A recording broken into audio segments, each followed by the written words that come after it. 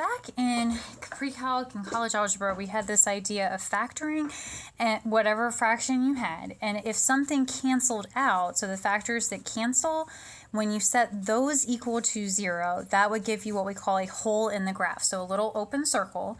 And then if you have the leftovers that do not cancel out, those will give you vertical asymptotes. And vertical asymptotes, remember, are those little dotted lines that we approach but never actually touch. So if you look at a question like x squared minus 1 over x plus 1, in that case, my first step would be to factor. So I get x plus 1, x minus 1 over x plus 1.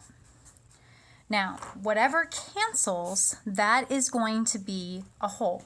So x plus 1 is equal to 0 is going to give us a whole at negative 1. So there is a whole at negative 1. Now, the leftovers. Now, I say this very loose, but I say the leftovers equal to 0, cancel equal to 0. This is all about the denominator. So what in the denominator cancels, I set that equal to 0. In the denominator, what is left over, I set that equal to 0. So when I look at what is left over here, I just have x minus 1. So there's nothing left over in the denominator. And so that means that there are no vertical asymptotes. Okay, so the whole would be at x is equal to negative 1. There's nothing left over, so that means there's no vertical asymptotes.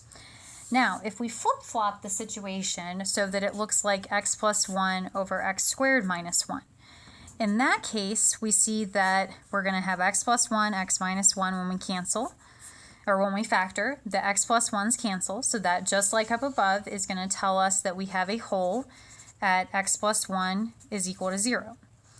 But now we have a leftover in the denominator, so the denominator is what matters here. The denominator leftover, we set that equal to 0, and that tells us that we have a vertical asymptote at x is equal to 1. So we have a vertical asymptote at x is equal to 1, and we have a whole at negative 1.